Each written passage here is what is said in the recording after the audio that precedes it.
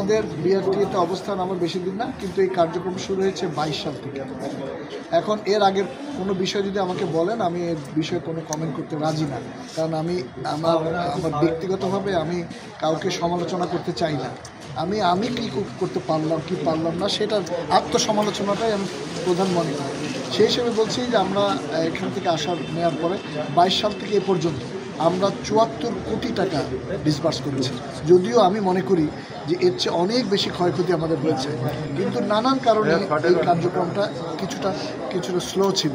এখন এটাকে আমরা এক্সপেডাইট করছি। মানুষকে আমরা যা জেনেছি যে এটা মানুষ অনেকে জানে না, এটাকে মানুষকে জানিয়ে দেওয়ার জন্য যাতে তারা এই সুযোগটা, সরকারের দেওয়া এই আর্থিক সুযোগটা তারা গ্রহণ করতে পারে। রোডস অ্যান্ড হাইওয়েজের যে রাস্তাগুলো আমরা সেটা বলছি না, সেগুলোকে আমরা শৃঙ্খলার মধ্যে নিয়ে আসবো। এটা আপনাদের এটুকু নিশ্চিত করতে চাই যে এটা আমাদের কাজ চলছে, এটা আমরা নিশ্চিত নিয়ে আসবো। Voice of Tiger.